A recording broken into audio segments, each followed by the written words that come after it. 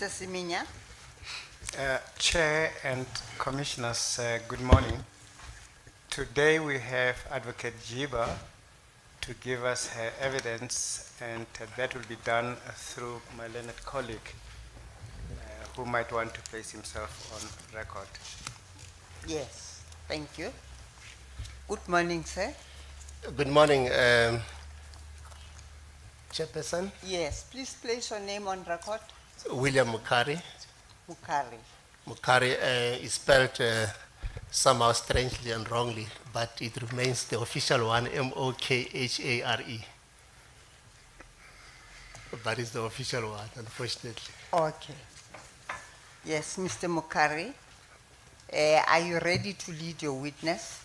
I'm ready, Chairperson. Yes. Good morning, Ms. Jiba. How are you? Jiba. Jiba. Jiba, J-I-B-A. J-I-B. Good morning, Ms. Jiba. How are you? Good morning, Chair. I'm well. Thank you very much. Yes. Are you going to take an oath or affirmation, ma'am? I'll take an oath. Do you swear that the evidence you will give will be the truth, the whole truth, and nothing but the truth? If so, raise your right hand and say, "So help me God." So help me God. Thank you. Mr. Mukari, your witness. Thank you, Chairperson. Good morning, Ms. Jiba. Morning, SC. Before I start, Chairperson, we prepared a bundle of the documents that the witness will speak to where necessary, and we emailed the bundle to the Secretary of the Commission.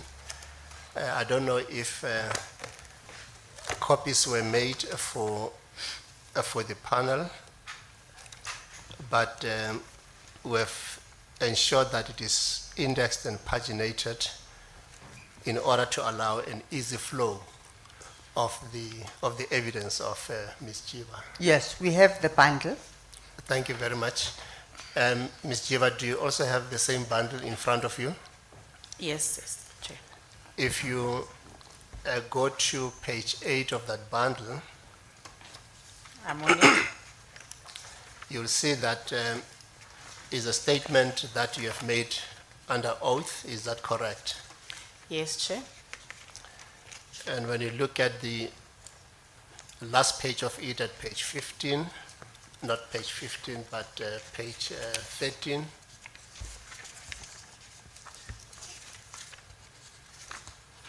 Yes. it has your signature there at the bottom, am I correct? Yes, Chair.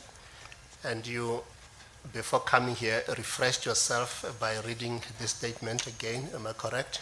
Yes, I did. And you confirmed that it is indeed your statement. Yes, it is. And you confirmed the correctness of it thereof. I do. Thank you. I will be leading you in relation to the statement, but not necessarily for you to read out the statement because it is already before the Commission. What I would like you to do is to expand for the benefit of the Commission where it is necessary. I'll do so. But let us start from the beginning. If you can tell us briefly your history in terms of where were you born, when, and where you went to school. Okay. Thank you, Chair. I was born in the Eastern Cape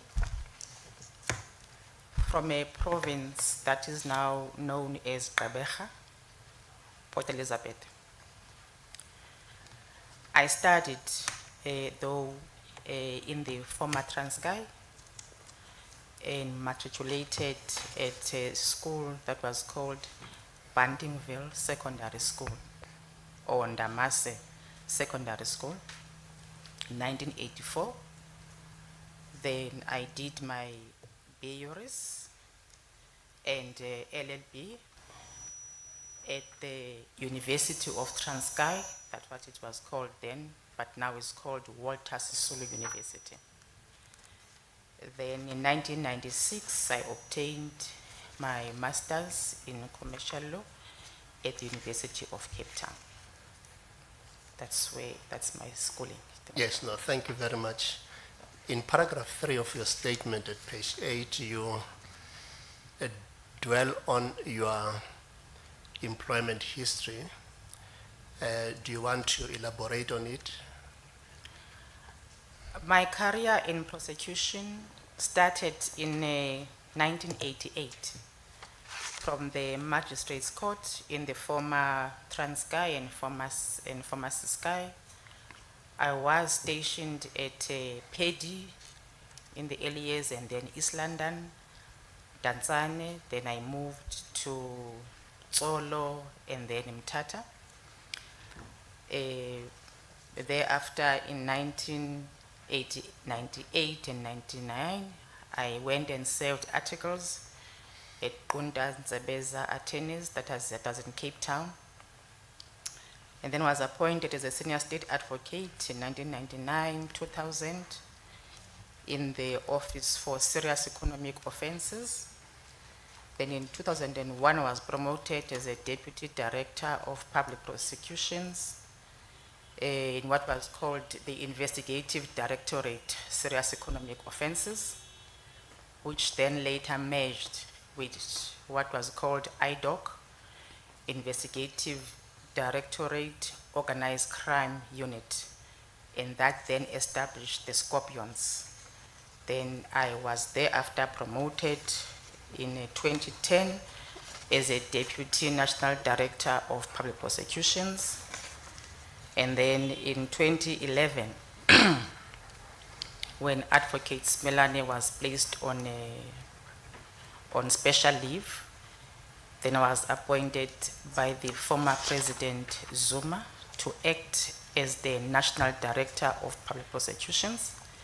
I acted in that position up until sometime in August 2013, when Mr. Ngasana was then appointed permanently as a National Director of Public Prosecutions. Yes. Okay, thank you. You have been invited by this commission, Yes. in terms of its rules, specifically 3.3, to come and provide assistance to it in respect of matters that fall within your knowledge and which fall within its mandate to investigate. You confirm that you did receive that invitation, am I correct? Yes, I did. What did you understand from the invitation of what you have been required? The rule, the notice in terms of 3.3 essentially advised me that I have been implicated in this, insofar as the CRADOC 4 docket is concerned. And that emanates from the review application that was filed by Mr. Kalata and other families in the High Court. And so there was a statement which was then attached in that application that was made by what was submitted in the High Court in the review application, and the statement was filed by one of my colleagues, former colleagues, Advocate Chris McAdam. Yes. So, Rule 3.3, of course, it becomes relevant when one or more persons, or maybe from the documents, your name appears as a person who may have been implicated. Yes. So in this case, you say that the affidavit that was deposed to you in the High Court in the review application by Mr. Adams flagged you in that regard. Yes. Can you look at that affidavit It is in your bundle at page 20. Page 20.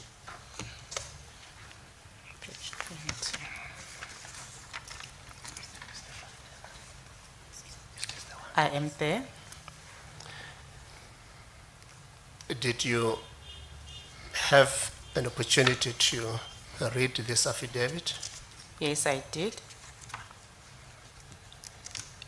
In what way did you understand in this affidavit Mr. Adams to be implicating you?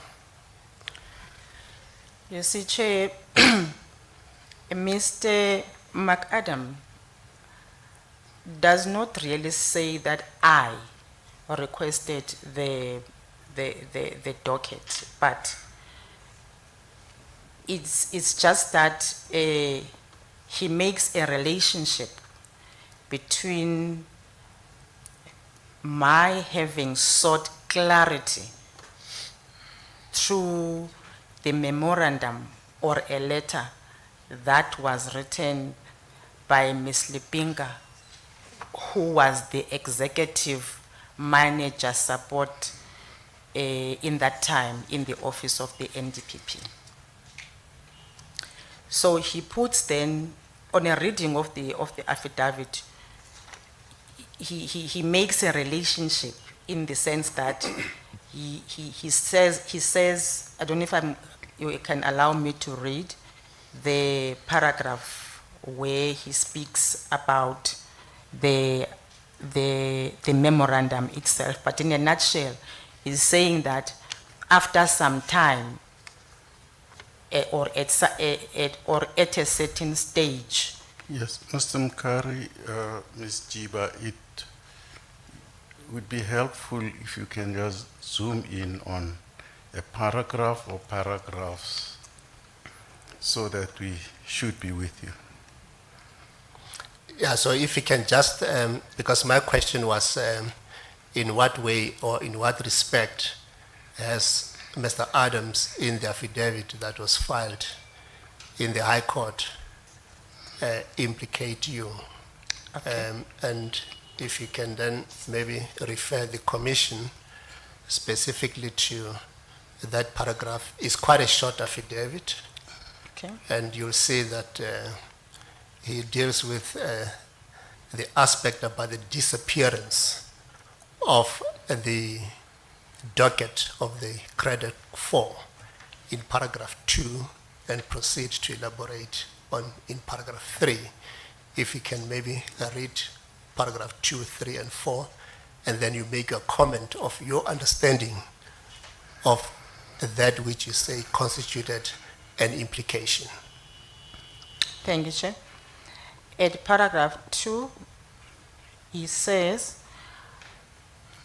that, I quote, I have been requested to make a statement regarding the disappearance of the CRADOC 4 police docket, which is a Truth and Reconciliation Commission case from the offices of the National Prosecuting Authority.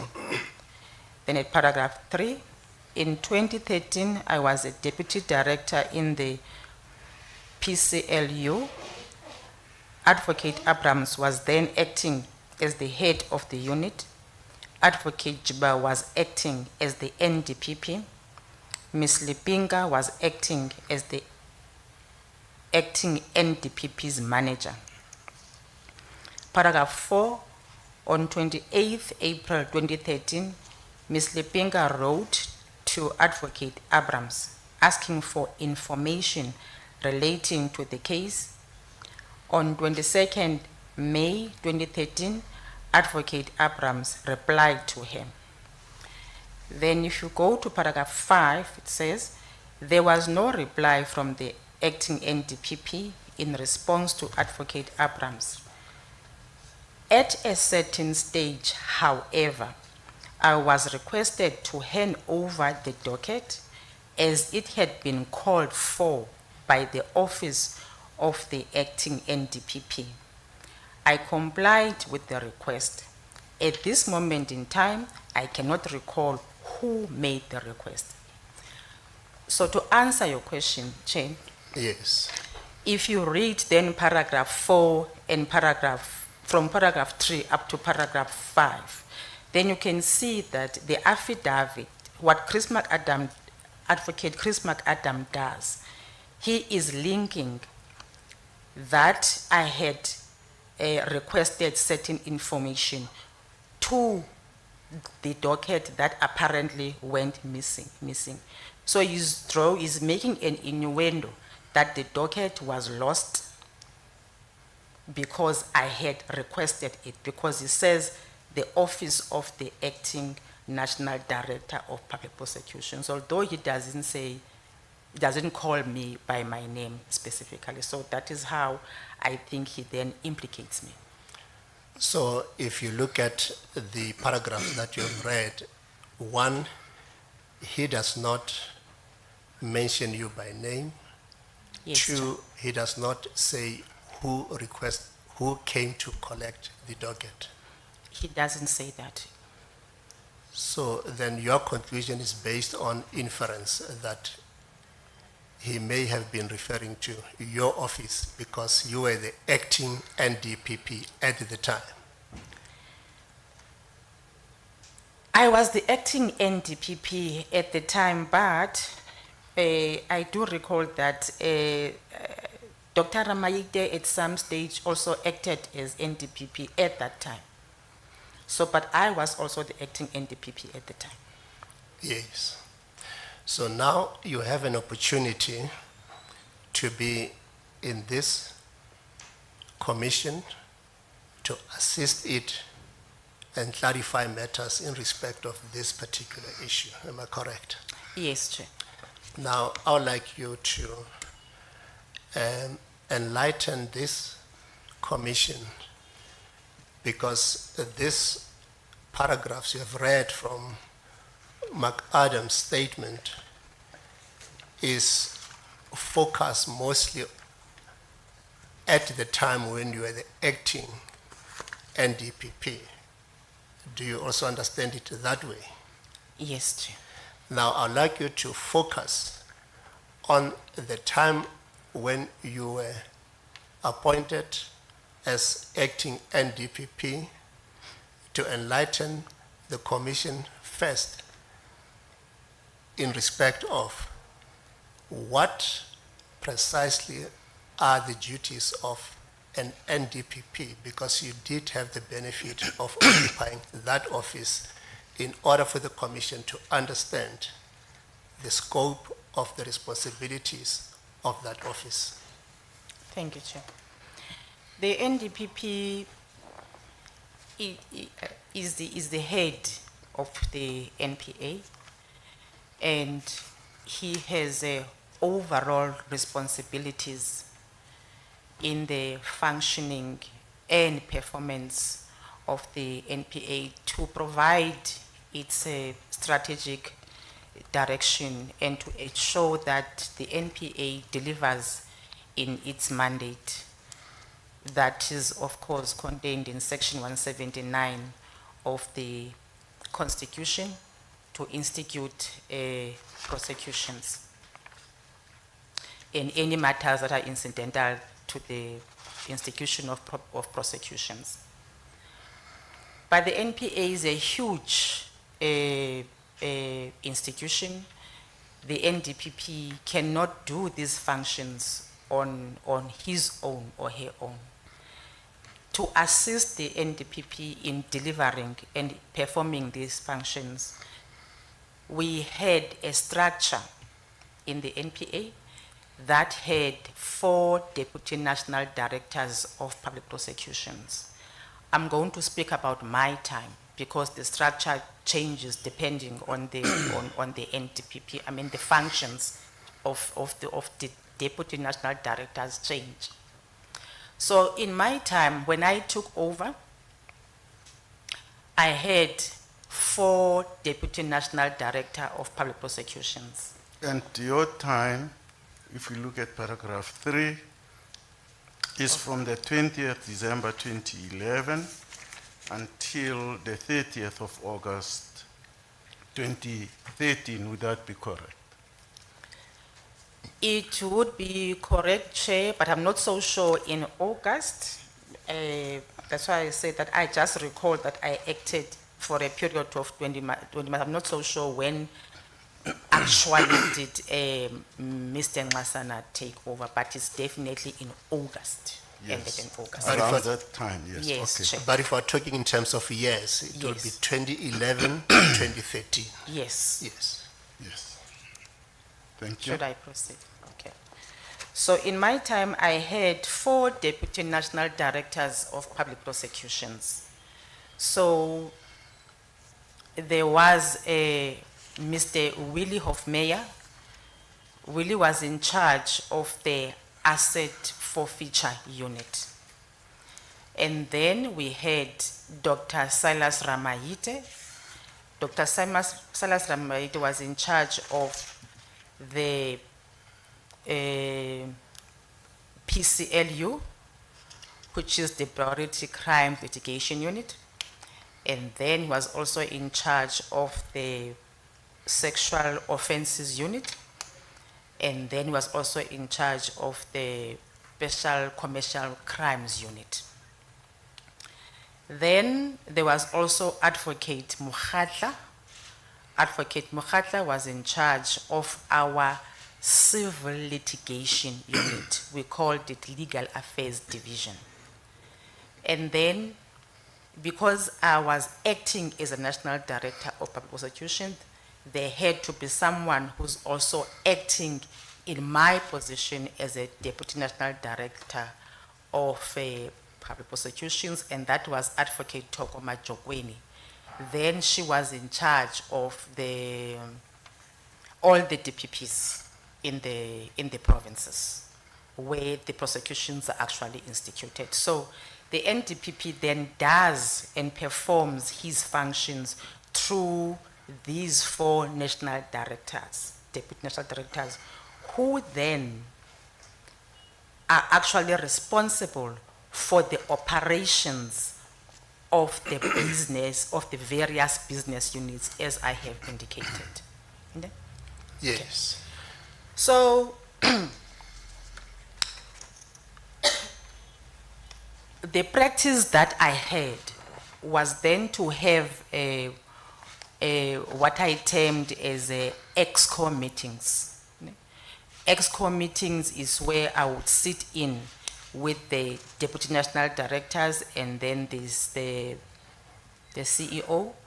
Although the NPA Act does not make provisions for a CEO, but then the DG has delegated those functions to Advocate Karen van Rensbeck.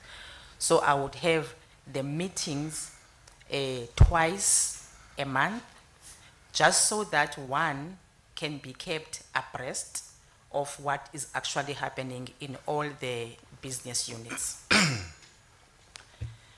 Now, to come to the point, insofar as PCLU matters were concerned, Dr. Ramayite, as the person who's then in charge of the PCLU, would be the one who is providing us with whatever reports we require in terms of what is happening in the units. But further than that, PCLU, when I got in there was a file, I think there was a file where that contained memorandums that would then come from PCLU, that would then give an indication of the status of the TRC matters. So I do recall that with regard to this particular one, to the Craddock 4 and others of Nokutula Simelane and many others. So you would get a memo that will tell you that in this particular one, this is what is happening, in this particular one, this is what is happening, and all of that.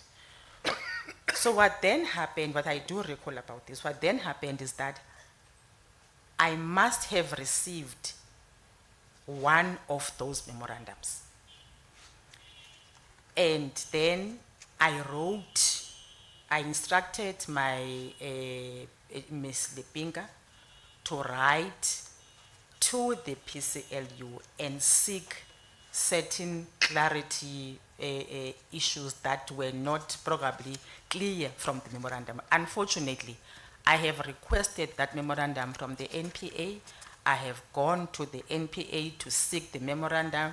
I was told that it cannot be found because it would enable the commission to see why did I actually just instruct Ms. Lepinga to write the letter to the PCLU. If I can direct through you, Chair, the letter that Ms. Lepinga wrote, Is the one at page 14? page 14. Let me just check. And whilst you're going to that letter, so that we are on the same page in terms of the units that you have mentioned, Yes. which unit was responsible for the processing of TRC matters? That was the Priority Crimes Litigation Unit. Is the one that is abbreviated as PCLU, Yes, Chair. the one that was headed by Dr. Ramait? Yes, from the perspective of a Deputy National Directors of Prosecutions, but the unit itself, the actual head, the immediate head, was at that time Advocate Sean Abrams. Oh, I at that see. time, yes. And what was the role of Mr. McAdams? Was he in the PCLU or somewhere else? He was in the PCLU as well, yeah. He was in the PCLU, yeah, he was in the PCLU. Okay, all right, no, it's fine, it's clarified. So are you at page 14? Yes, Chair, I'm at page 14. Yes, is that the letter you're referring to? That's the letter I'm referring to, yes. Yes, so what is the context of this letter so that we can understand? The letter merely requested clarity issues from, I think it must have been referring to the memo that was written by PCLU to Advocate Mahlati. Yes. Advocate Mahlati. Sorry, Yes. sorry. I think let us do this. This is a letter by Ms. J. Lipinka, Manager, Executive Support Yes. to the NDPP, Yes. to Advocate X. Abrahams, Yes. Acting Special Director, PCLU. And it is dated the 26th of April 2013. The subject is Credit for Matter. Would that be correct? Yes, Chair, that is correct. Yes. Okay, you can proceed from Yes. there. Thank you, Chair.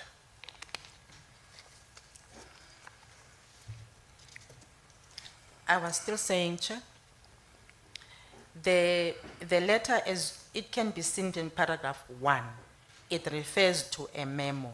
It then says, in your memo that you wrote to Advocate Mahlati, in paragraph 9, you state that after accused received amnesty for the death of Goniwe, then the question says, who are those accused persons?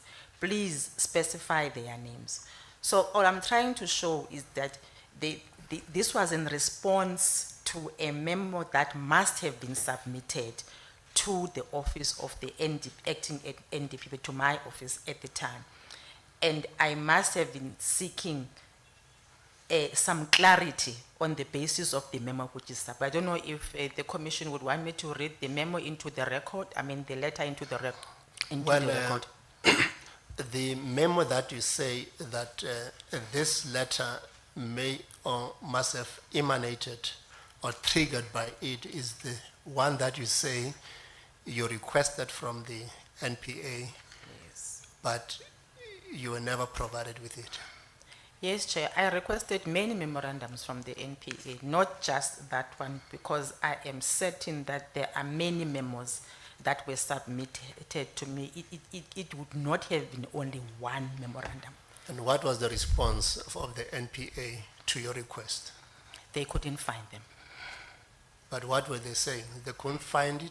They couldn't find them because they don't exist, or they could not find them because they are lost. They couldn't find them because they are destroyed. What exactly were they saying? The gentleman I spoke with, Mr. Mzekaifani, said he can't find any memorandums. And I asked him, but where are they? And he says he doesn't know. Okay, no, thank you. So you wanted then to read the letter, the remaining paragraphs, and you'll then comment on that. You can proceed. Okay. Number 2 read, paragraph 11, who are the 6 former members of the Port Elizabeth Security Branch who applied for amnesty? Then number 3, who of those implicated in the murder of the deceased still alive? And 4A read, with regard to the affidavit made by the polygraphy expert in crime intelligence, did the investigation establish why he made the allegation that he made against General Hanker? And B read, who is the polygraphy expert? Can his affidavit be attached to your memorandum? And then lastly it said, in light of the above, you are requested to submit a memo addressing all aspects as contained herein above. Yes, and as you say, this letter was addressed to the head of the unit at the time, which was Advocate Sean Abrams. Was there a response to this request? Yes, Chair, there was a response. Yes, if you turn to page 16, there is a letter there dated 22 May 2013. The subject still is CREDOC 4 matter, Yes, Chair. and it is addressed to yourself in your capacity as acting National Director of Public Prosecutions, and Dr. Ramaite is copied, Yes. as well as Mr. Advocate Mark Adams is also copied, Yes, Chair. and it is from Advocate Sean Abrams. Yes, Chair. So was this a response to that previous letter you've read? Yes, it was the response. Yes, and the context of the response, then if you want to just look at, it's a bit of a detailed response, but in substance then, what did Advocate Sean Abrams communicated to you in response thereto? In essence, Chair, the memorandum addressed the issues that I needed clarity on.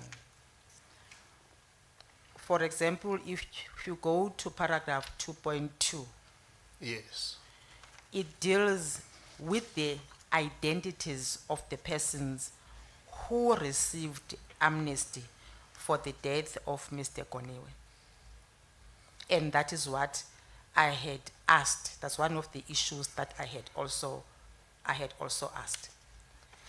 And paragraph 2.3 deals with the details of the former security branch members who applied for amnesty in respect of the murder of Mr. Koniwe and his associates.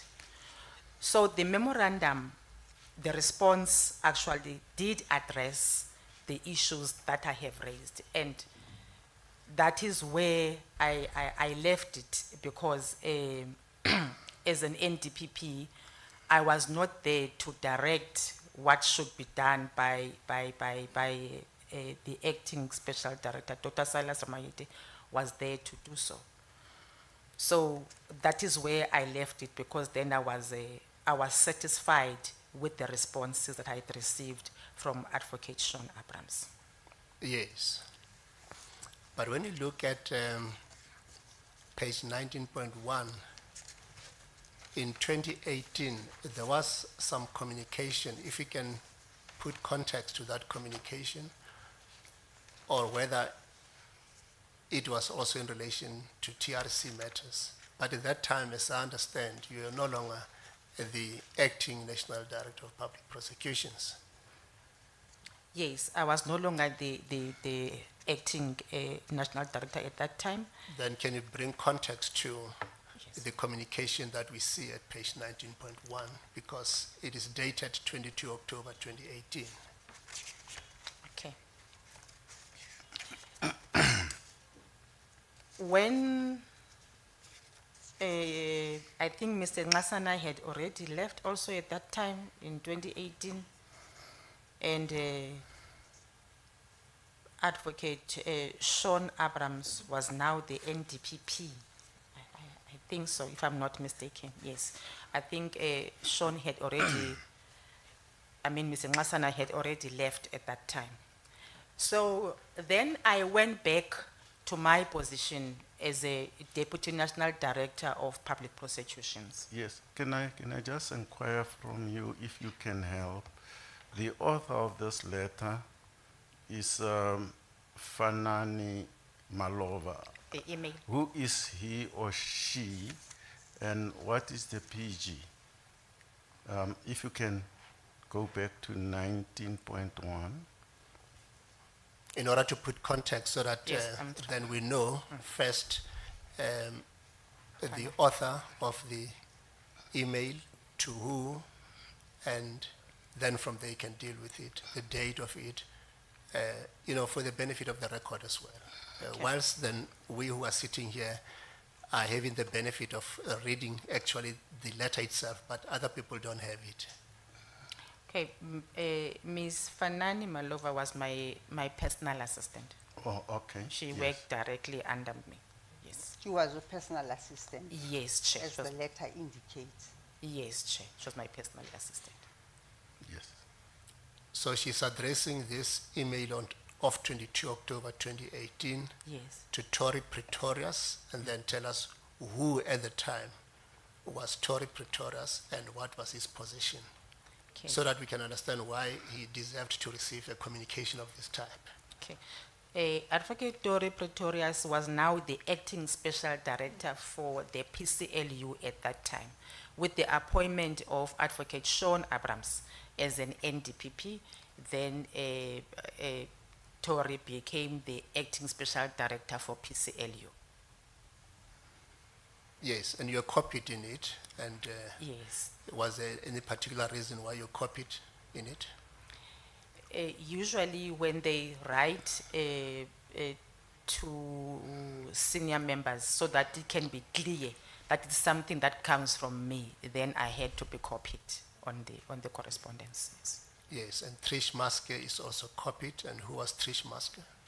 Trish Maske was a senior deputy director of public prosecutions in the National Prosecuting Service. That was in my office. Yes. Yes. And then Jackie Lipinka also copied, and I think in Yes. between 2011 and 2013, Jackie then was the manager in your office. It was an executive manager support in the office. Yes. And so now then it is addressed to Dr. Pretorius, and can you read the content, because it's very brief, and then from there then you give us your comment. Okay. By directions of Advocate Jiba, following the National Operations Management meeting last week, which you unfortunately could not attend, understandably so, a decision was taken that you should forward a list of cases, matters together with the cases themselves emanating from the TRC to my office in order to see and evaluate which matters. I think this thing is cut, so I don't know if I can get. Should be referred. Yeah, it's fine. Okay, should be referred to the DPP offices.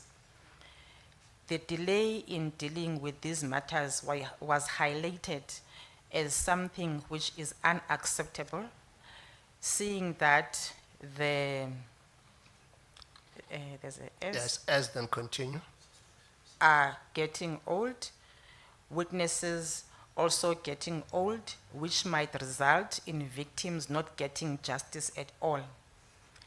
The target date for the evaluation of these matters is 14 November 2018. Advocate Jiba have already requested advocate, I think Trish Maske, yes. and her team to run with the process. It is therefore requested that this be submitted by Wednesday, 24 October 2018 latest. You can delegate any of your, I think, prosecutors to collate the dockets. Yes. So I will to assist the commission with the context and the import of this email. Okay. During this time, as I was saying, I was now back as a Deputy National Director of Public Prosecutions. I was therefore in charge of the directors of public prosecutions in the divisions. So what we then used to do, we used to have operational meetings. I refer to them at paragraph 16. In order to manage and monitor prosecution, that is now at page 12. In order to manage and monitor prosecutions, I would have bi-monthly operational meetings with the directors of public prosecutions from all the divisions to discuss performance, challenges, and agree on strategies that should be put in place in order to address bottlenecks which hampered performance and successful prosecution of cases where there is a need to. We call these meetings the National Operational Management Meetings, abbreviated as NOM.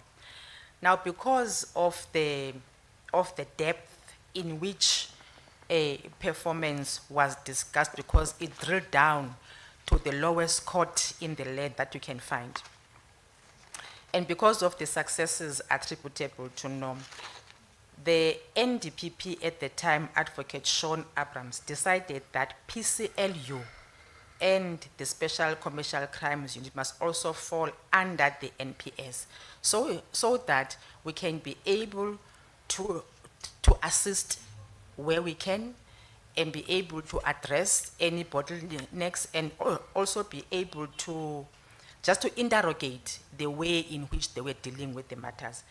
So in one of the I made a mistake. I said NEEC meeting, it should read NOM, not NEEC. Yes. So in one of the NOM meetings, that is after the inclusion of the PCLU, I think a presentation What was... does no mean, Ms. Jiba? NOM? NOM means National Operational Management Meetings. Yes, I think it's in full, in paragraph 16, it is written in full, yes. Yes, thank you. Yes, proceed. Okay, all right. So, I'm saying that in one of the NOM meetings after the PCLU and the SCCU now fell under my supervision, like the DPP, the DPPs. So after the presentation was made, and we were all of the view that there is no progress in these TRC matters. And on an interrogation of why there was no progress, and I think there were many things that we were told. Can't remember whether Chris McAdam was in one of those meetings, because I don't have the minutes with me now. But what I do recall is that as a result of the presentation that they have made, and because of lack of progress, we then took a decision with the DPPs that were in the meeting that the best thing is that let us have an audit of all the TRC cases. And as such, I then directed my PA, which is now Ms. Malova, to write to Dr. Dore Pretorius and request the list of all of these cases, and also a summary of evidence contained in the dockets and the dockets themselves, So that was the first time where I requested the dockets. So if I wanted to request the dockets, even then I could have said the memorandum must include the docket. So here I said that they must also submit the dockets. And all of that information was to be submitted to Advocate Trish Matske, who was then the Senior Deputy Director of Public Prosecutions in my office at that time. Yes. So that is the context in which that email was then sent to Dr. Pretorius. And every time we have a NOM meeting, we will then go and brief the NDPP. Yes. And so Advocate Abrams was also appraised of this. Yes. Yes. Yes. And you've dealt with that in paragraph 18 of your statement. Yes. Yes. Now, let's go back to the allegation that was made by Mr. McAdams, although of course didn't mention you and didn't enlighten us, not us at this stage, I mean, and the court at the time, because the affidavit was filed in the High Court in the review application as to who came to ask for the docket, and also does not enlighten us that affidavit as to when that happened. But because we are here to assist the commission, are you able to tell this commission the procedure that was in place at the time when you were the acting NDPP? And then, of course, we'll use the example of this CREDOC 4 docket. If such a request was made or were to be made, what procedure was supposed to have been followed so that one is able to track, even if you are no longer there yourself, is a new person and wants to see the CREDOC 4 docket? And how is that person going to know that this docket is no longer in Office A, is now in Office F, for example? Can you just enlighten the commission about that? Yes. Because then the affidavit of McAdams doesn't really help anybody on that aspect. Yes, just the affidavit of McAdam, I don't think we've spoken about the date when it was supposed to.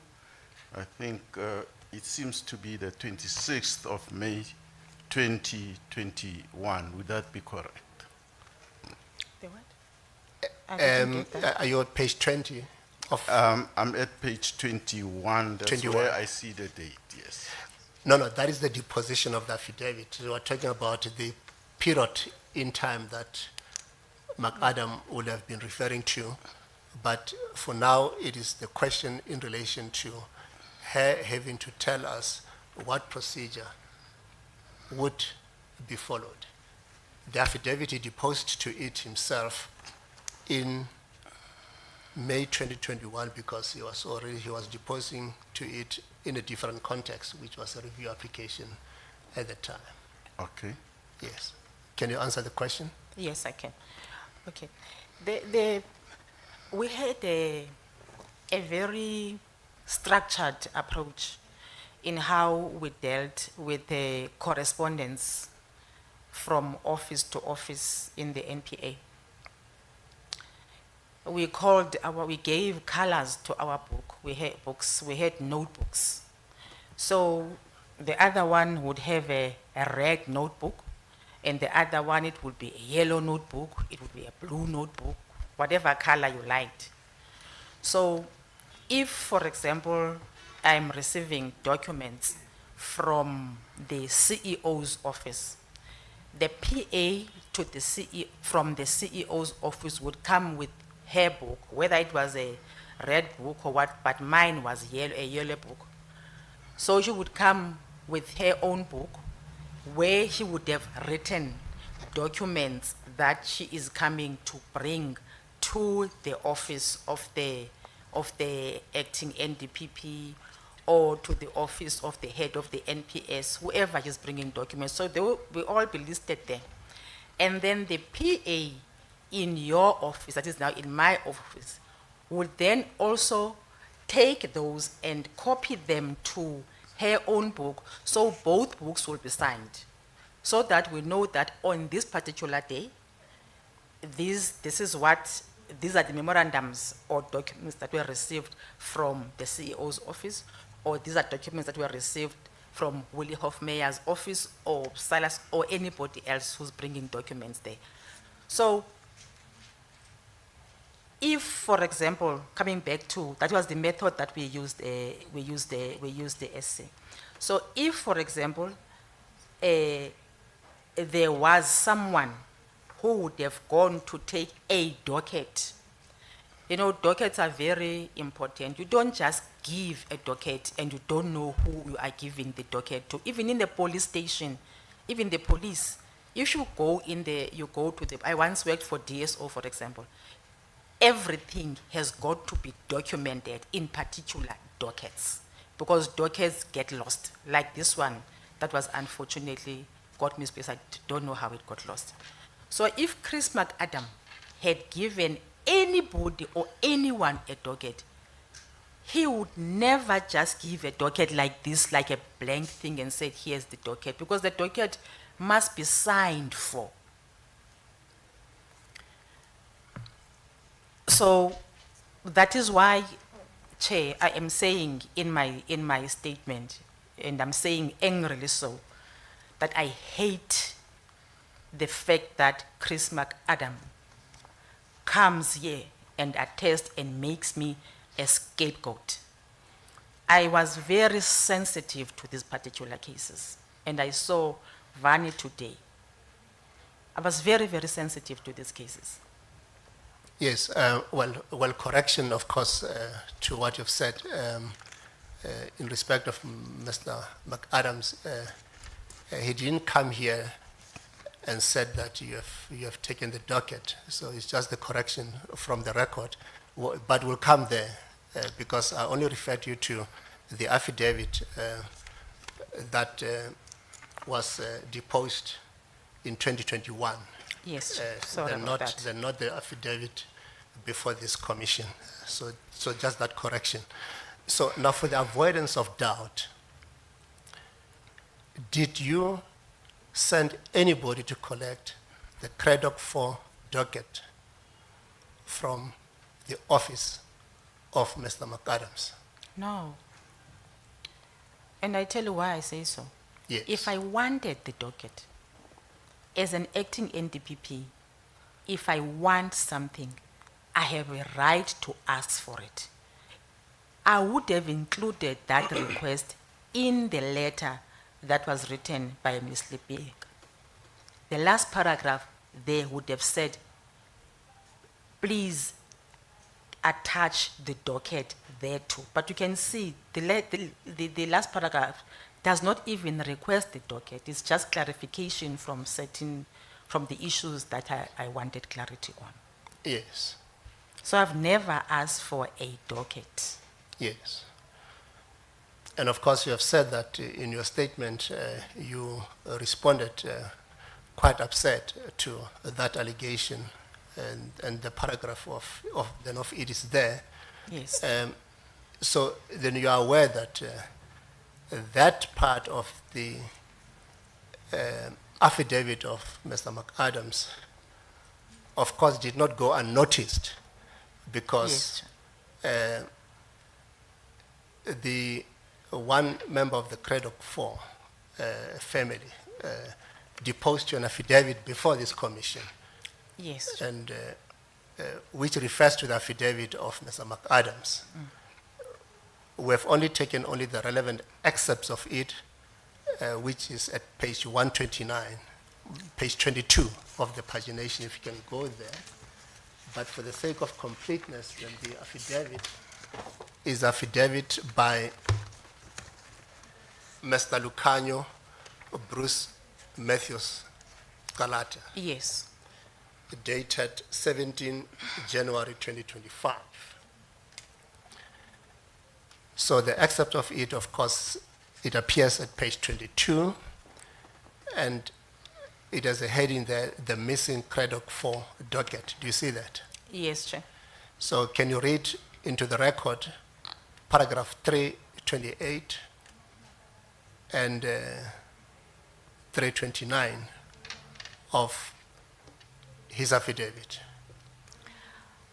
Paragraph 328, Mark Adam filed an affidavit dated 24 May 2021 as part of the NPA's Rule 53 record in the matter of Talata and others versus NDPP and others, case number 35447 of 2021, Gauteng Division, a copy of which is annexed here to marked FA 47, Mark Adams Rule 53 affidavit.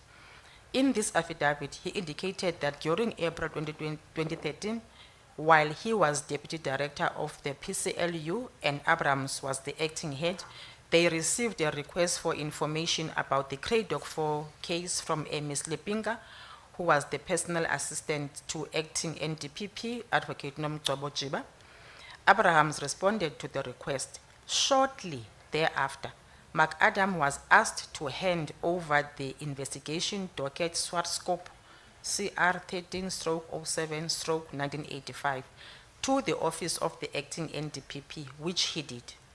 Paragraph 329, McAdam then avers that at a certain stage, without disclosing a date, that Advocate TP Pretorius SC, then acting head of the PCLU, asked him for the CRADOC 4 docket, and he advised Pretorius that, open quotes, it had been uplifted from our office, close quote, and was missing.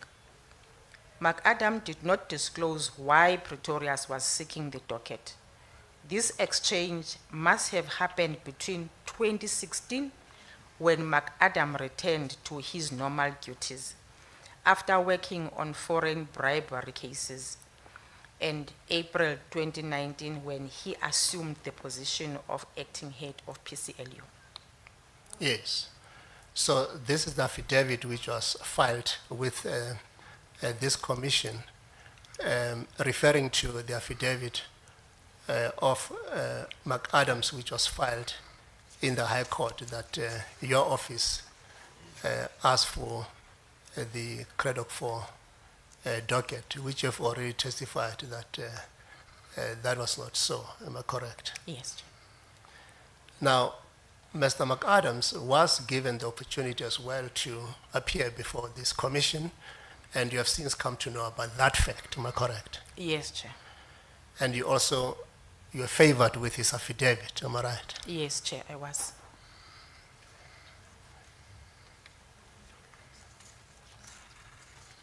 So if you go to, still on the bundle, we did put his affidavit. You'll find it at page 24. Yes, I'm there. It's quite a lengthy affidavit, but Yeah. in order not to waste the commission's time, is it correct that you did have an opportunity to read his affidavit, this statement that he submitted to this commission? I did, Chair, I did. Did he, in this statement, repeat the same allegation that he made in the 2021 affidavit in the review application, that your office collected the docket from him? No, he did not. He did not. And it also came to, or you also came to know that Mr. McAdams was, in addition to him having made this statement under oath before this commission, had an opportunity to come and testify before this commission. You became aware of that fact, am I right? Yes, I did. And you also had the benefit of receiving the transcript of his evidence, viva voce evidence here, am I correct? Yes, I did. And that transcript, you'll find it at page 57. Yes, I'm there. And of course, without having to waste the Commission's time, having to take you to say, look at each page of this transcript, can you confirm that you did at your time read this transcript of his evidence? I did, Chair, because I was very interested in it. I read it.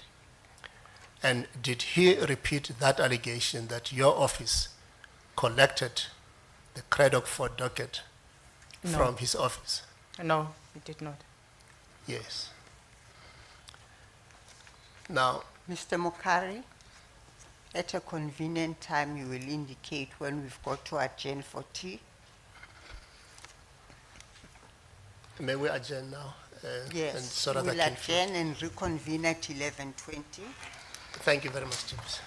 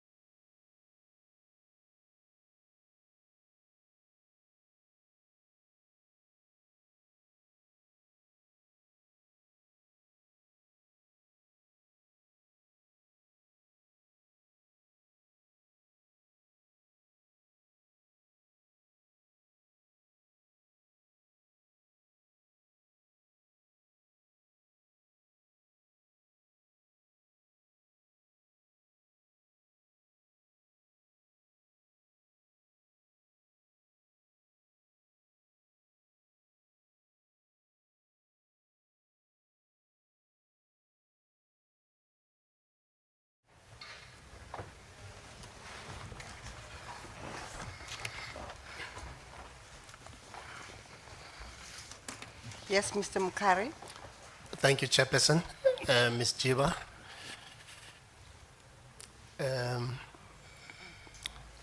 Can we continue just to wrap up? Yes, Chair. When you're acting stint as the NDPP ended in 2013, you reverted back to your position as a deputy NDPP, am I correct? Yes, Chair. And you continued with your normal duties. Yes, I continued with my normal duties as a Deputy National Director.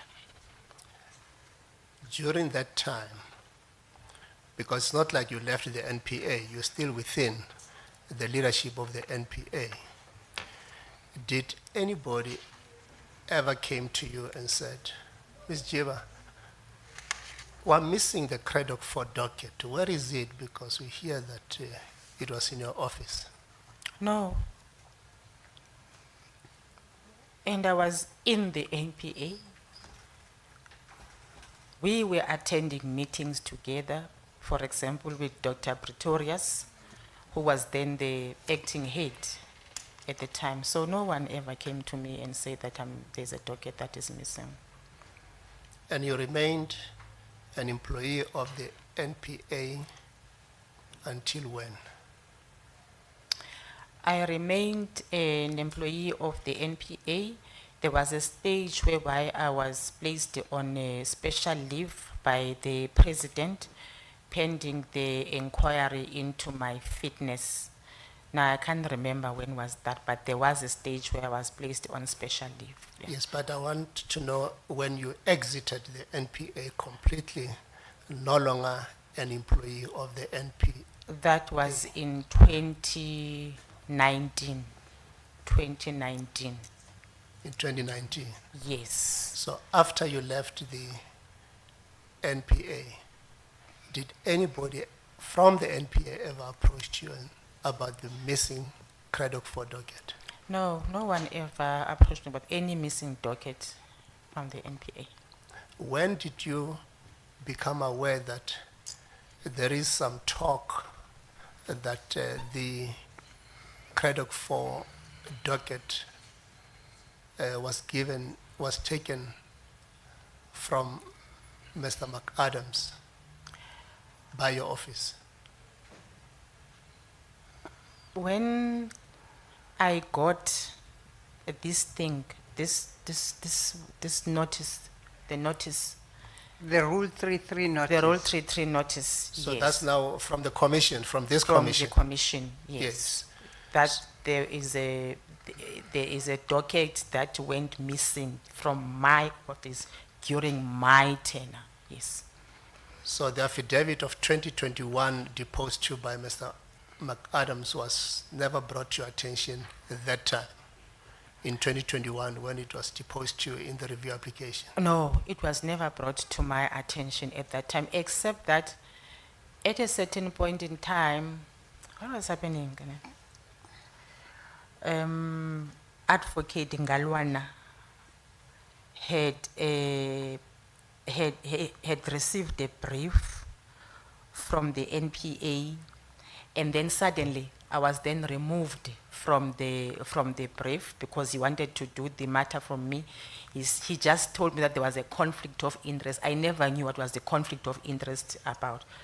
I'm just stating because I don't know whether it was because of this docket or anything, but he was just informed that there was a conflict of interest. So you can only speculate on that one. Yes. Okay, no, that's fine. No, that's fine. Now, when you were, and this time then is because you have really most of your time you are occupying leadership position at the NPA, Yes. whether as deputy NDPP and for about 20 months as acting NDPP. Yes. Now, I want you to talk about political interference Yes. because it is one of the terms of reference of the commission, Yes. whether anybody or some people within the NPA or elsewhere received political pressure not to prosecute TRC matters. So now I want you to now tell the Commission from your own personal knowledge, both at the time when you had the benefit of occupying this prestigious position of acting as NDPP and as a deputy NDPP. Yes. Can you enlighten us on that? Was Okay. there any political interference and political pressure that was exerted on you in respect of the prosecution or the processing of the TRC matters so that they may one day be finalized and families get closure on them? Okay. Well, during my time as the acting NDPP, you recall that I had said that I would have EXCO meetings with the Deputy National Directors of Public Prosecutions to just get a briefing on what is happening in the operations of the business units that they were in charge of. At no stage did Dr. Ramayite ever give me any report that they were having challenges of political interference from anywhere. Our minister at the time was very supportive. It was Minister Jeff Khampepe. So at no stage did Dr. Ramayite say that they were having challenges of political interference, that they must not do these cases in the manner in which I have now read from Mr. Kalata's affidavit. Yes.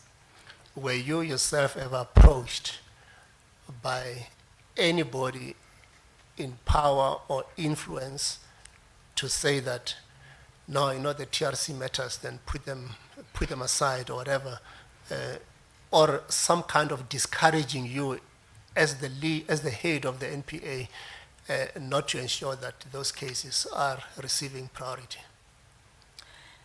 At no stage that ever happened. Let me tell you this, HC, even if they had tried to me, they would fail dismally. Why? We take an oath to conduct prosecutions without fear, favor, and prejudice. Even if you are attacked by the media from all points, even if anybody says anything, if you know that the decision you are making, you have to die with your decision, just like I died with my decisions to prosecute the Katomano prosecutions. They would not have succeeded at all. Yes. Now that you are here, then having the opportunity to assist the Commission, and of course you know that the families from the TRC cases are really reeling on this. You once had the opportunity to occupy this prestigious position. What do you have to say to them? You know, I feel very sad for them because all of these families, all that they are seeking is closure, to know what actually happened to their loved ones. And I think that, you know, they are owed that particular respect. I saw someone today that I think I remember meeting in one of the meetings that I had. I don't know if I'm going to be pronouncing his name correctly, Mr. Vani. Yes, I met Mr. Vani once in the NPA, once or twice in the NPA. At that time, they were dealing with the case of one of Ms. Nokutula Simengane. There was a recommendation that I had came across that said that there must be a formal inquest into the death of Ms. Nokutula Simengane. And I disagreed with that because when I read the memorandums and the dockets, I couldn't understand why must there be a formal inquest, because your formal inquest, you hold it when you want to establish whether there can be someone who can be held responsible for the death of this particular person. And on my reading of the docket and the statements, and because witnesses were still alive and the suspects could still be identified, I then made a recommendation to Advocate Sean Abrams that there's no way that must recommend an inquest, a formal inquest, because it's going to be a waste of time. The prosecution must ensue, and this person must be looked at. And you know, I do know for certain that, although I'm not so sure at what stage is the case now, but the case was then enrolled before court, and prosecutors were appointed to deal with those cases. I see. Finally, is there any other thing that you'd like to say to the commission which I may not have asked you about? Yes, just to go back to the email, which is the email that was sent by Ms. Malova. That's page 22. Page It's Page page 18. 19.1. 19.1, yes, I beg Yes. your pardon. After having written this email to Trish, as stated in my affidavit, paragraphs, just looking for my affidavit. Paragraph 18. Paragraph 18. Okay, thank you so much.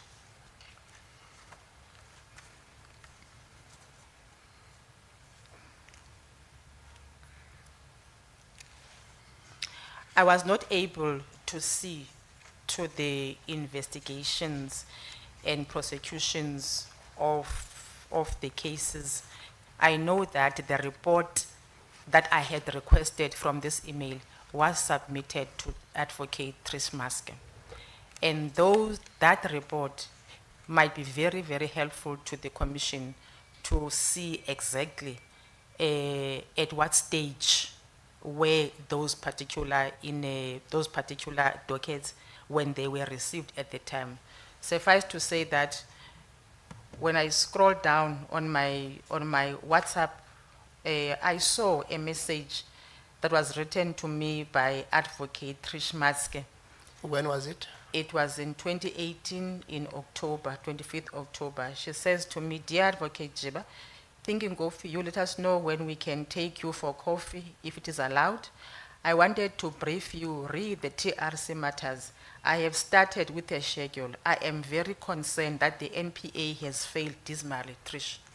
So that is the last I had anything to do with these particular cases. Thank you, Chair. That will conclude the evidence in chief of Ms. Jiba. Thank you, Mr. Mukhari. Mr. Kwala, any clarificatory questions?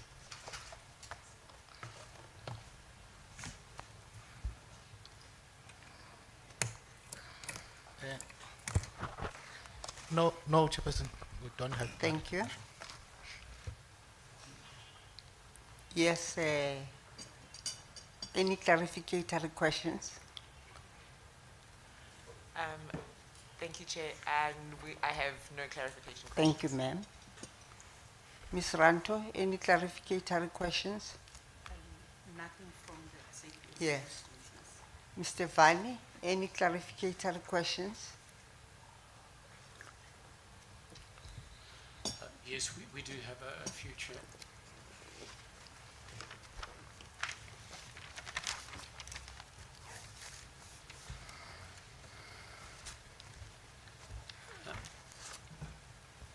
Advocate Jiba, firstly, thank you for your cooperation with this commission, and especially making the effort to go to the NPA and to try to find the documentation that you have put up, which is very helpful for this inquiry.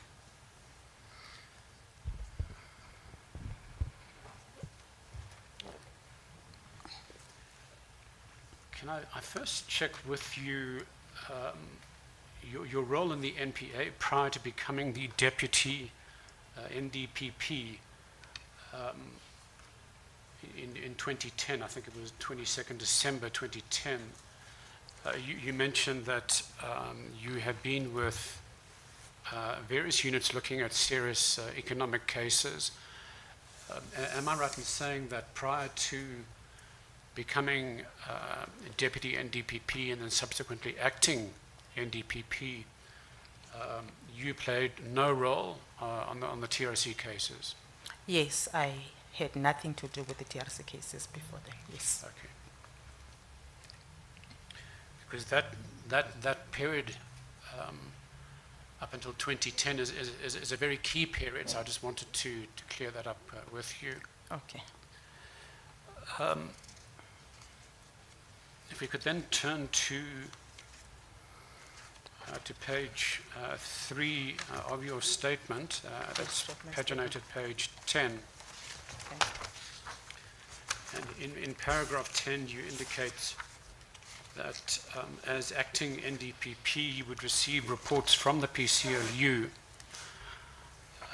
through Dr. Ramaita, who was in control of the PCLU.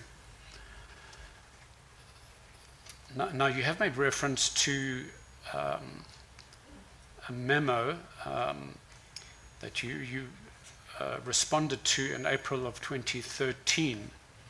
Apart from that memo, do you recall receiving any written reports from Dr. Ramaita or anyone else from the PCLU on the TRC cases, either while you were acting NDPP or subsequently when you were head of the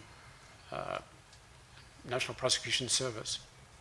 Yes, there were reports. This was not the only memo. Usually, as I said, when I started acting as NDPP, you start from somewhere, you know. There would have been reports or memorandums which have been compiled for Advocate Simelane, and then there would be memorandums that were compiled for me. So there were reports. This was not the only memo that was compiled to me. I just can't remember now, you know, specifically what they dealt with, but the one that I remember of it is the one I spoke about now, of the late Nokuthula Simelane. Yes. Yes. But when you went to the NPA and you looked for reports that might have been addressed to you, these are the only ones you were able to find, the ones you've attached to your statement? Yes. I was told that Mr. Mzakaifani said to me that he can't find any of the reports, and I directed him to a file that, you know, there used to be a file that had these memorandums, and he said he can't find it. So. Yes, because there is correspondence from Dr. Ramaite addressed to Tembi and Karameng, as she was known at that time, the sister of the late Nokuthula Simelane. Yes. Which is actually before this commission. During 2013, in fact, in which he makes reference to the moratorium that had been placed on the investigation and prosecution of the TRC cases from around 2004. Were you ever aware of that correspondence? No, I wasn't. And did you ever get to hear of the moratorium or suspension on the investigation of the TRC cases in those days? Not in my time, Mr. Vane. Not in my time. Okay.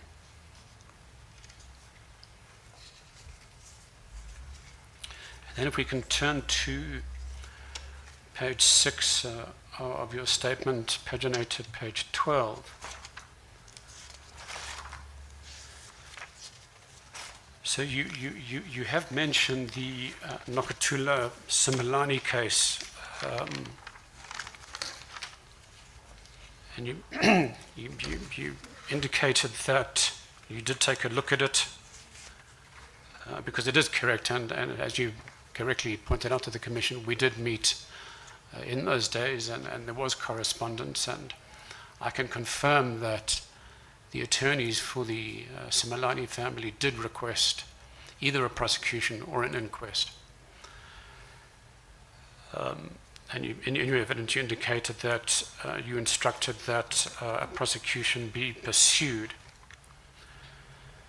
Do you recall that in 2015, the Simelane family went to court, to the High Court, to seek an order to compel the NPA to make a decision in that case, either to prosecute or to refer to an inquest?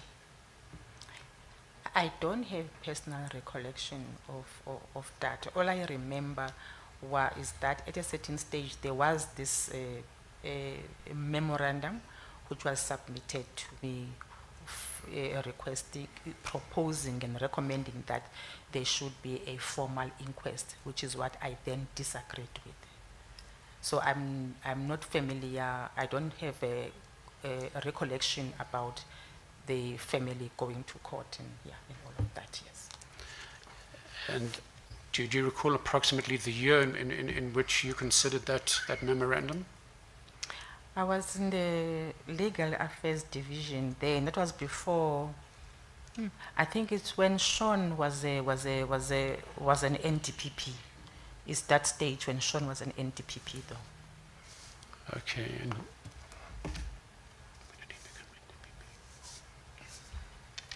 right, and I think he became NDPP. We're just checking, but I believe it was around 2014. Or thereabouts. We'll confirm that shortly.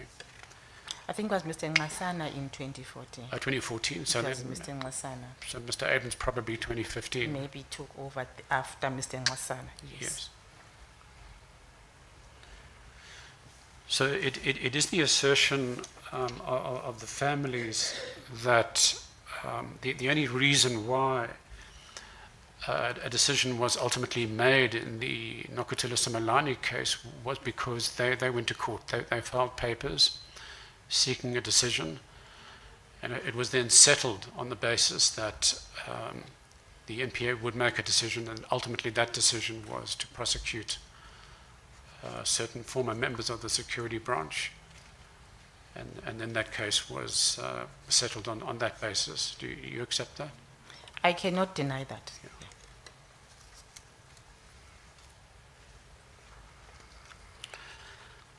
And actually in that case, Timbi in Karameng, now Timbi Simelane, she attached affidavits from former NDPP Visi Pakoli and former head of the PCLU, Anton Ackerman, and in those affidavits they alleged interference in the TRC cases. Do you have a recollection of that? No, I don't. All I'm saying is that during my acting stint, I was never informed about political interference. If there was any political interference, probably it was then before my stint, or if it was there during my time, but nobody informed me about it, that they were having challenges with regard to political interference. Yes. So as I understand what you're saying there was no political interference while you were acting NDPP. Yes. But do I understand you correctly are you saying that prior to you becoming acting NDPP, you would have no knowledge of that? No, I wouldn't know. Yeah. Because I was not then involved with the TRC matters before my acting stint. The only time that I got exposure was when I was an acting National Director of Public Prosecutions through the memorandums that would then come to my office. Right. But did you ever subsequently get to hear or read the affidavits that were attached to the Simelane application by Pakoli and Ackerman? I only read them this time. Otherwise, I have never read them before. I only read them when the commission started. Otherwise, I've never read their affidavits. I see. Yes. And do you have any reason to dispute what they're saying about interference in those affidavits? No, not at all. I don't dispute what they say. All I'm saying is that during my stint, there was no political interference. At no stage did the minister or anybody at all tell me not to prosecute the TRC matters. So I cannot deny that before before my period that there was such political interference. Yes. I cannot deny that. And to be clear, we're not suggesting or alleging that you were told not to. Okay. That's not what we're saying. Okay, thank you.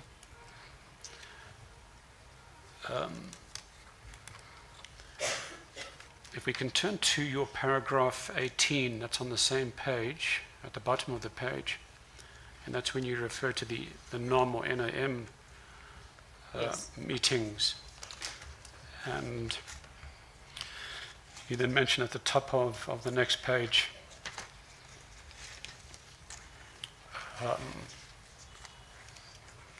that a resolution was taken because of the lack of progress, and that's when you asked for the list in relation to each case and a summary of the evidence.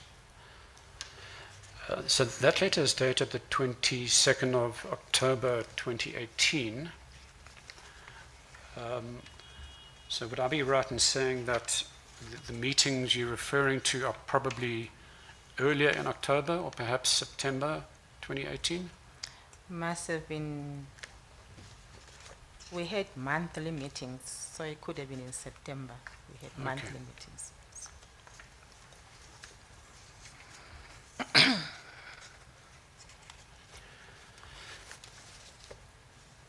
And you mentioned that because of the lack of progress,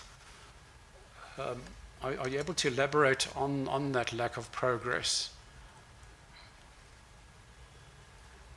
So, for example, were any reasons put up for the lack of progress on the TRC cases? Yes, some of the reasons were that they are unable to trace witnesses, if I can remember, and others were that they are short-staffed, that PCLU was short-staffed, and all of those kind of reasons. Which is why we then resolved that, okay, if you are having all of these challenges and the cases are not going anywhere, and you are unable to reach the witnesses are actually also getting old.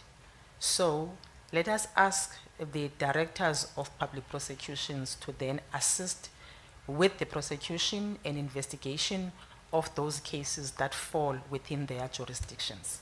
Yes. Yes. Now, if I can ask you, for the period 2010 to 2018, so in 2010 you became the deputy NDPP, in 2011 the acting NDPP, and then subsequently you were the head of the Legal Assistance Division and then the National Prosecution Service. Do you recall during those years whether any TRC related case, aside from the Simalani case which we've dealt with, was ever put before you for a decision to prosecute? As an NDPP, as an acting NDPP? Either as deputy or acting or subsequently at the NPS. Okay. In my time as a acting NDPP, there was no case that was placed before me for decision. When I was in the Legal Affairs Division, no case would be brought to me for decision because that was not my portfolio. When I was then the Deputy National Director of Public Prosecutions for the NPS before the PC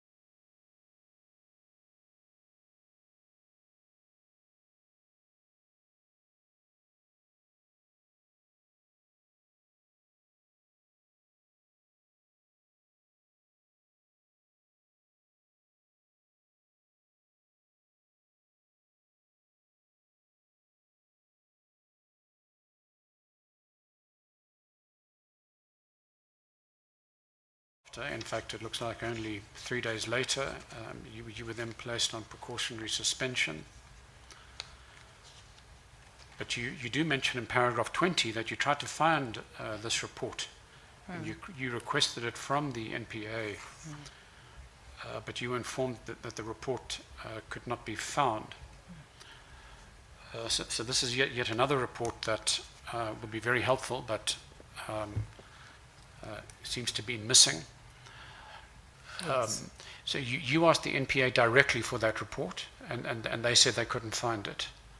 Yes, I compiled a list of all the documents that I requested, and I think at the time I was also assisted by Thembekile.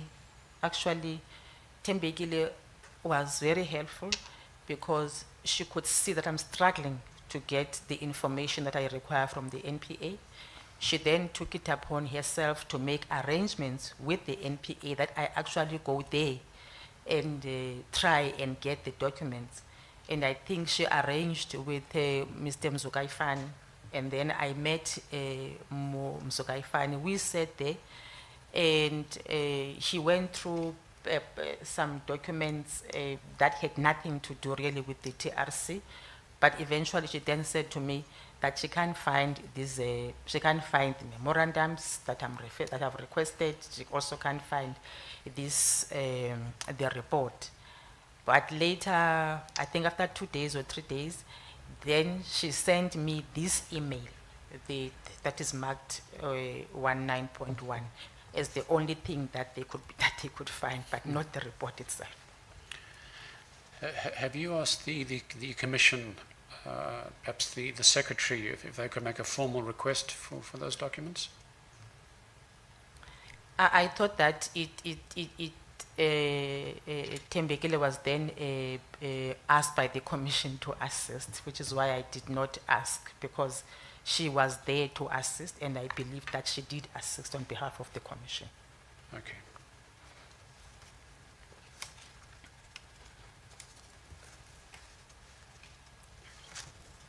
Thanks. I've been advised that Thembekile is in fact an investigator with this commission.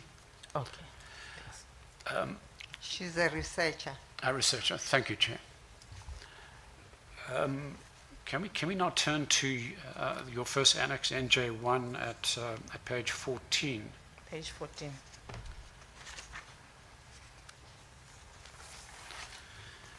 And if I can direct your attention to the top right-hand page, right-hand side of the page, and you see there's handwriting. I see that. And we can decipher some of that handwriting. So, for example, it seems to be saying received 29/4. Yes. And then there's a signature, and then I think it says, it might say 29/7 or 1. Do you know whose signature that is? I'm not so sure about, I cannot say whose signature that is. And do you recognize the handwriting? The handwriting seems to be that of Sean Abrams. Sean Abrams, okay. Yes. And I'm going to read you what I think it says, and perhaps you can correct me if I get it wrong. Contact I/O, that's probably investigating officer. Yes. Polygraph affidavit. Yes. He is in Nelspruit. Will try and I think it says the docket. Yes. In next week. Yes. So do you know what is being said there, in particular in relation to the docket? I cannot really say what is being said about the docket. I don't know, but what I could see is that they are talking about the polygraphy affidavit. Probably the polygraphy affidavit is in the docket, something to that effect, I don't know.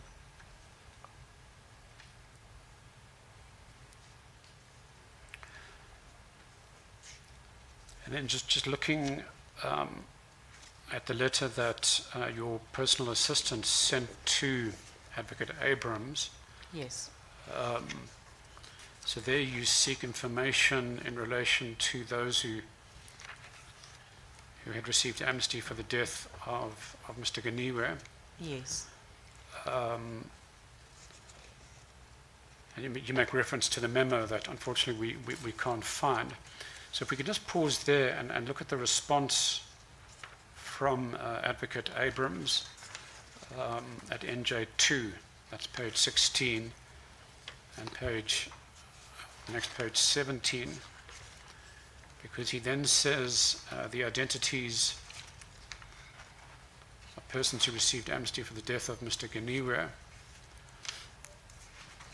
But he then writes, as indicated in paragraph 8 of Advocate McAdam's letter, the amnesty hearing did not relate to the death of Mr. Ganiwe and his associates.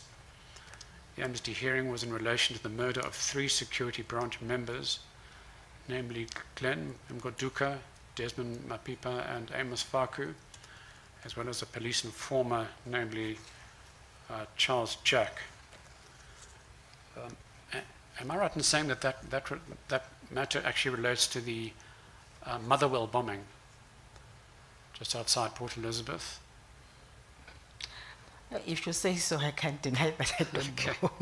I don't know. Well, I do recognize, because I've just come from Khampepe, where I was doing the Craddock 4 inquest, Okay.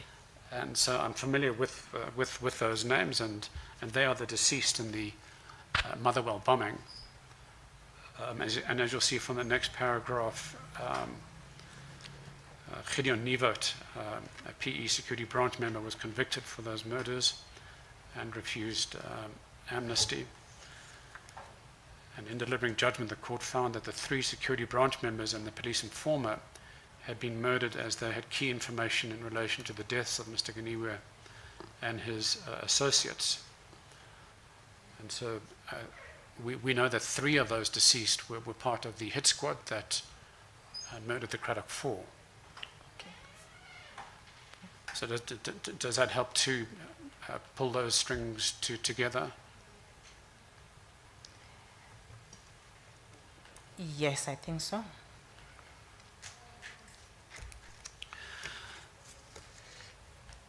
Okay, then let's stay with this letter, and then the next paragraph dealing with your request for information in relation to those who had received amnesty or been denied amnesty for the murders of the Craddock 4, and which ones were still alive.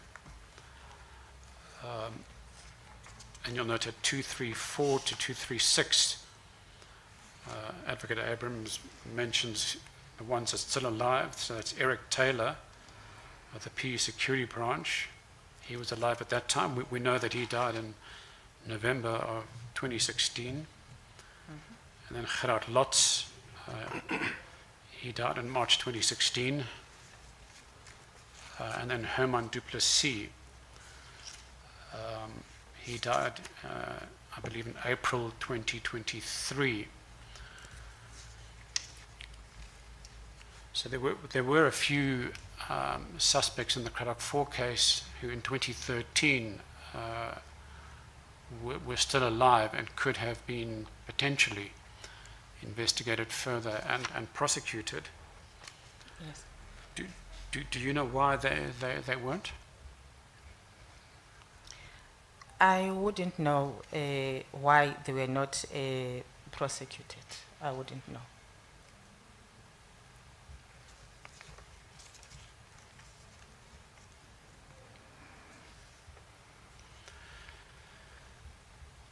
You said in your evidence in chief, I think you said you left it in the hands of Dr. Ramaita to take forward. But I assume that you made the inquiry on the Craddock 4 matter potentially to see whether there was any prospect of resolving that case and bringing to justice suspects who might still be alive. Would that be correct?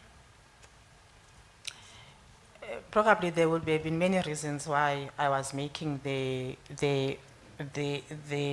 was seeking clarification, clarity on the memorandum that was written. You know, usually you request a clarity when you want something clarified. And of course, once something is clarified, obviously, as an NDPP, I'm not there to direct what they should do. Otherwise, I'm going to be usurping the functions of the Deputy National Director concerned. You know, so to answer your question, essentially, you know, I might have requested the information, what I sought from them there, because maybe on the memorandum, unfortunately we speak about the memorandum, it was not before us, maybe on the memorandum things were not so clear, essentially. And once things were cleared, I was satisfied. But I give you an example, sorry to interrupt, I'll give you an example, for example. Sometimes you're able to seek clarity. I'll talk about asset forfeiture unit for a bit, which was led by Mr. Hofmeyer. Sometimes you seek clarity on something, and because you've sought clarity on that thing, then the Deputy National Director in charge of that unit then attends to it. And with regard to PCLU matters, I do recall that Sean got a little bit irritated because they were reporting directly to him, and he did not have an opportunity as an NDPP at the time to interrogate what is actually happening. Now, placing them under the control of a NDPP who must then get involved in the actual nitty-gritties. So when I then brief Sean, then Sean will be satisfied that something is then being attended to. So as a head of the institution, sometimes you just seek clarity, but then it is for the DNDPP or even the special director of that particular unit to ensure that those things that you have now brought to his or her attention, he then goes and attends to. So you made the assumption that those at the PCLU, seeing that there were certain suspects still alive, that they would then take it forward. They had to take it forward because they knew. Remember, they had all the cases in their hands. You know, nobody else had those cases. They had all those cases in their hands. So they had to follow up on whatever needed to be followed up on their own. Yes.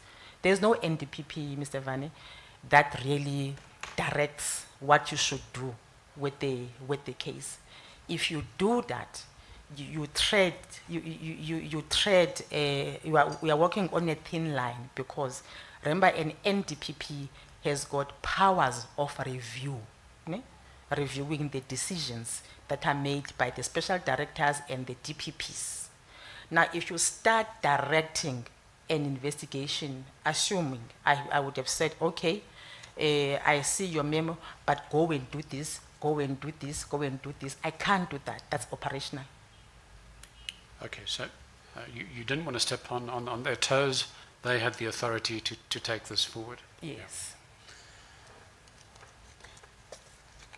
But then there seems to be a hiatus of about 5 odd years.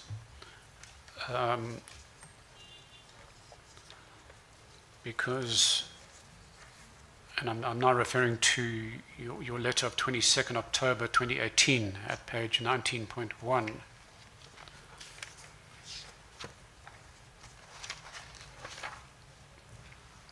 So you've already put this into the record. It's a letter that your personal assistant addressed to Dr. Pretorius at the PCLU. You point out that the delay in these matters is unacceptable. Suspects are getting old, witnesses are getting old, victims must not be getting justice at all. So here one gets the impression that you are swinging into action and demanding that that something be done. You give a deadline when this report has to be submitted. Do you have a sense of what took place in the preceding 5 years?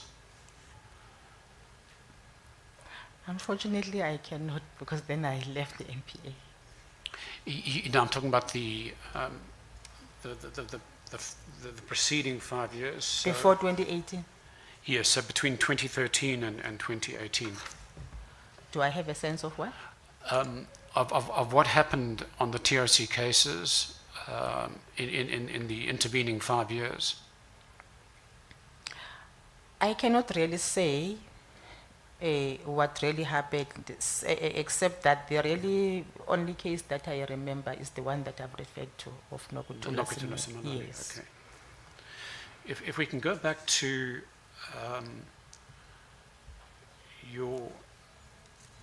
the letter that Abrams sent to you Yes.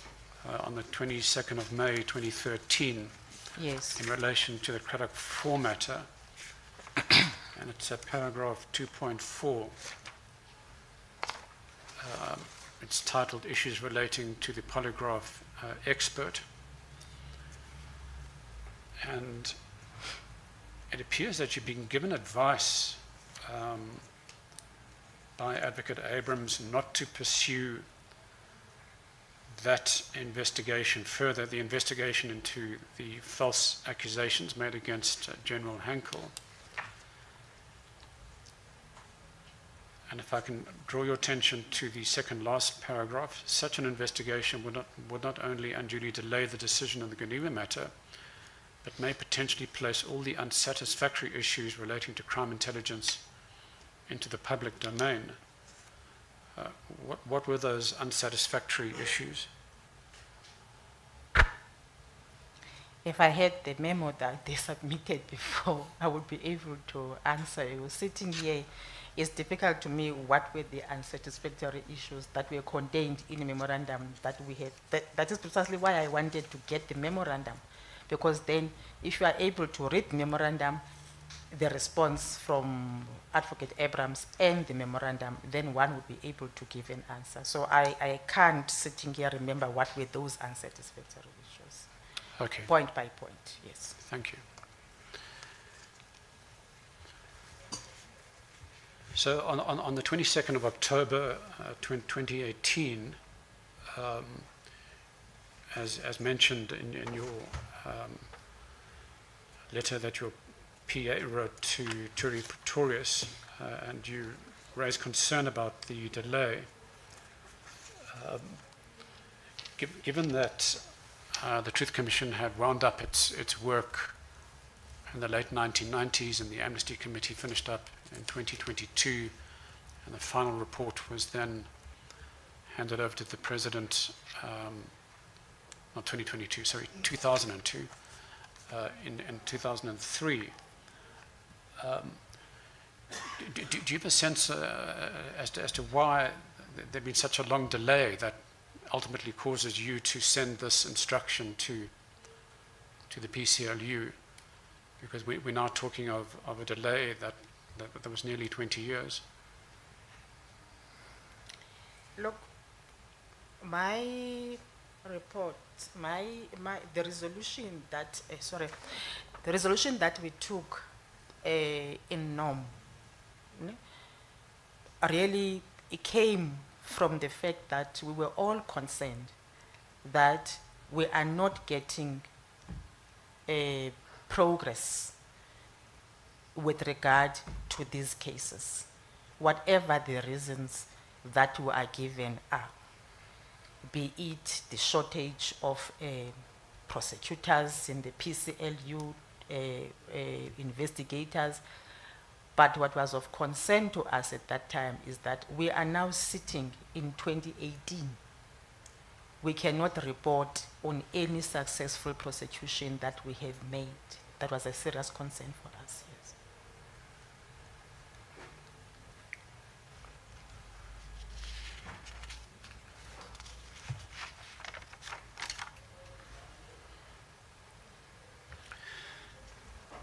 And then lastly, Advocate Jiba, you mentioned that you're taking a look at your WhatsApp from the 25th of October 2018, and there was a message from former Special Director Advocate Trish Matske,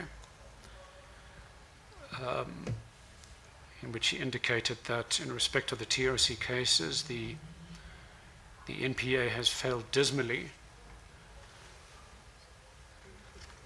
Did you explain why the NPA had so failed? Were you ever able to have that coffee with her to hear from her? No, we couldn't have coffee. Then I was busy with the inquiry Right. at the time. So we never got to get a chance. But I'm assuming, I'm now speculating that she said this because of the reports that I had requested that they must be handed, they must be submitted to her. He probably have read the reports, and then she made her own decisions based on the information that she read from the report, and hence she came to this conclusion. As I say, I never got the opportunity to read the reports. Thank you. Yeah. Commissioners, it certainly might be an idea for the Commission staff to approach Special Director Trish Matske. We would make that request. Advocate Jiba, thanks again for your time and your willingness to support this Commission. Thank you. No further questions. Mr. Semenya? Thank you, Chair. And we take note of the request. We will follow it up by Mr. Vani. Ma'am Jiba, good afternoon now? Yes, good afternoon. Good afternoon, SC. The standard operating procedures, and might I restrict myself to say exchange of dockets by one office to the other. As I understand you, there would be notebooks with different colors for each office. I understood you correctly, right? Not necessarily for handling dockets. Ne? It was just a practice in relation to formal documents that would then include a docket in this case. If a docket is going to be sent to any office, then there has to be something that is signed, at least to acknowledge the receipt of that. And everybody understood that is how matters work in the NPA, am I right? I thought so, yes. And if the protocol was observed, it would mean that at least at 2 points, there would be entries and signatures showing the requester and somebody who then receives. Am I right? That should be correct. So in the event of a missing docket, one would expect at least one of the documents would have entries in relation to the status of that document or docket. Yes, I assume. If you gave us direction, how would we have to get our hands on those colored files or documents or notebooks? You would have to find them in the NPA. I know for a fact that I left mine there, and I was informed that they actually did a thorough search from my former office, and they could not find the docket. And if you were to take or make an opinion, what can explain something like that? I don't know, as I sit here, what can, how you can explain something like that. I really do not know. It's similar to the memorandums that we can no longer find now, that we are looking for. I'm trying to understand that even on your description, that is odd. It's inconsistent with your experience when you're still in the office. Can Correct. you repeat that? I'm not following. I'm you. saying even using a language like odd, this missing documents, Docket. missing dockets, does not accord with your experience whilst you were at the NPA. It doesn't at all. Now, let me ask another thing. I just heard you say you don't have your own notebook, right? Because officially you would have had to leave it with the NPA, right? I left it with the NPA. It's not like I would have had to leave it with the NPA. I left it with the NPA. Well, I'm trying to understand whether by discretion or by standard operating systems. It's not by discretion. You have to leave documents belonging to the NPA. They belong to the NPA. You got them in your official capacity, so they remain the property of the institution. So it would be out of kilt for somebody like Advocate McAdam to be having official documents of the NPA, correct? Out of what? Out of kilt. It would be improper for him to have documents that are official, that are NPA documents with himself as a retiree. You would have documents, for example, in your email, because documents sometimes were sent by email. I wouldn't say it would be out of kill. Some people live with things, but as far as I know, the point is that property of the NPA belongs to the NPA. Because in one of the consultations with the evidence leaders, he had a box full of documents belonging to the NPA. That would be fine. That would be strange, right?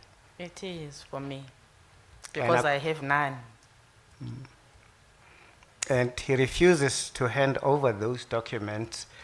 Let's not go to what powers the commission has to subpoena those, but it would be odd for him to be still having them as a retiree. Am I right? Yes, it sounds odd. It does sound odd for me. Okay. Now,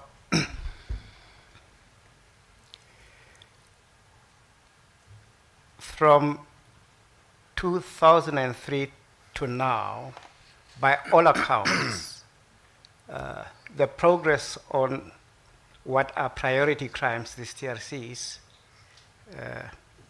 the progress made is poor. Would you accord yourself with my assessment? I agree. And there doesn't seem to be any rational explanation why the progress on these priority crimes were never followed with vigor. Or do you have an explanation for that? I do not have an explanation for that, really, except for what I've read, Advocate Semenya, in the Galata affidavit. But as I say, I hear what is being said in the Galata, and I'm not denying that. But all I know is that we, as NPA officials, I count myself as there at the time, we take an oath to prosecute without fear, favor, and prejudice. That's the oath that we take, and it has consequences. One of the consequences that you might just lose your job. So probably at that stage, people could not live by that oath because of fearing to lose their job. Well, there seems, according to the evidence, to have been another noise in the background, i.e. one group of freedom fighters seeking a particular process, and one group of security forces belonging to the apartheid past who wanted something different. Were you aware of those noises? No, I wasn't. Did you know or get to be speaking to a Mr. Wagner? He was an attorney, apparently. Mr. Wagner. No. No, I don't remember, Mr. Wagner. Okay. And what's your best advice about us getting this missing list? Of what?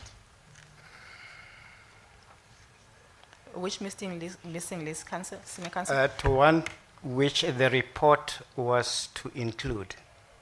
Remember, we have no report that was requested from the PCLU.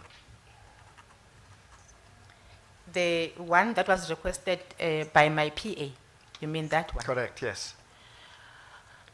I suppose maybe you can try Advocate Trish Maske. Although she has retired from the NPA, I assume you can still try her. Okay. Yeah. Chair, that will be all we have for the witness. Thank you. Ms. Jiba, we thank you for having us. Oh, sorry, before I do that, Mr. Mokari, any re-examination in the light of the clarifications that were posed to Ms. Jiba? No, thank you, Chair. There is none. Thank you. Ms. Jiba, we thank you for having availed yourself to give evidence before this commission. At this stage, you are excused as a witness. You may be recalled to be cross-examined in the event an application for your cross-examination is made, but you are for now excused as a witness. Thank you, Chair, for the opportunity. Thank you. Chair, that is all we have for the formal hearings for the day.